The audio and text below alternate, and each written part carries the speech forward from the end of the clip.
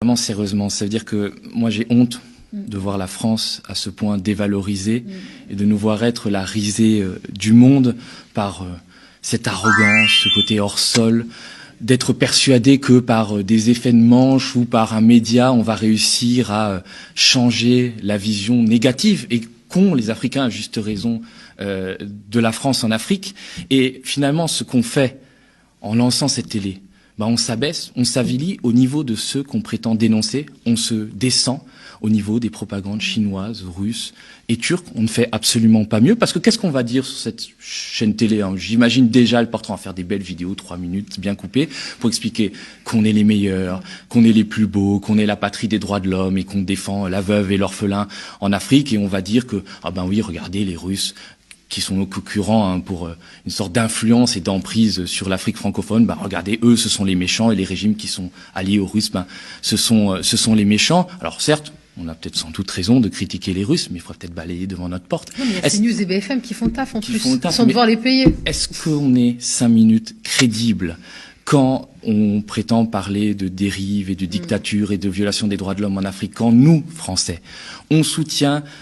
un régime au Tchad qui, pendant 30 ans, le père a régné dans le sang. Et en plus, quand le père est mort, on a mis son fils à la place, le fils qui fait tirer sur des opposants, faisant des centaines de morts, le tout avec le soutien du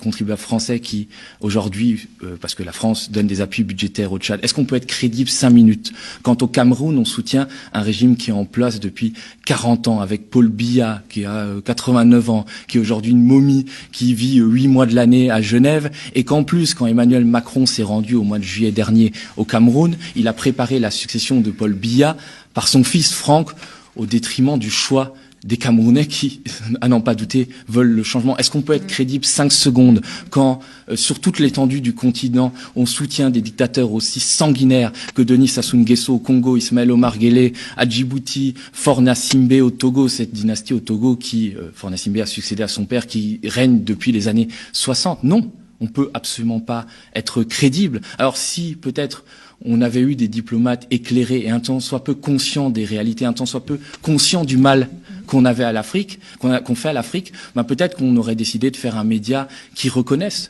nos fautes, qui reconnaissent nos erreurs, qui reconnaissent le mal qu'on a fait. Il faut se souvenir de certaines choses qui se sont passées et qui attendent réparation et qui attendent pardon. Il faut se souvenir qu'on l'a oublié, mais par exemple en 2004 en Côte d'Ivoire, l'armée française a fait tirer sur des manifestations, sur des manifestants pacifiques à Abidjan, faisant des dizaines et des dizaines de morts, et il n'y a jamais eu de réparation et de pardon pour ça. Quand l'armée française a bombardé par erreur un mariage au début 2021 au Mali et qu'on a fait 20 morts, non seulement on n'a pas demandé pardon, mais on a dit que c'était des menteurs, c'était pas un vrai mariage, c'était des djihadistes. Et quand l'ONU, qui est pourtant pas une organisation marxiste-léniniste, a décidé a enquêté et a dit que effectivement c'était bien un mariage, on a traité l'ONU de menteur. Alors je pense souvent à la phrase d'Aimé Césaire, le grand Aimé Césaire, le chante contre le colonialisme, qui disait que une civilisation qui ruse avec ses principes est une civilisation moribonde. Et je pense justement, c'est ce qui est en train d'arriver en France. C'est ce que font aujourd'hui nos décideurs politiques qui n'arrivent pas à se rendre compte du désamour et de l'humiliation qu'ils font subir à la France, à l'étranger. Alors bien sûr que cette télé ne réglera rien et contribuera encore plus à la perte de crédibilité de la France dans le monde et principalement en Afrique.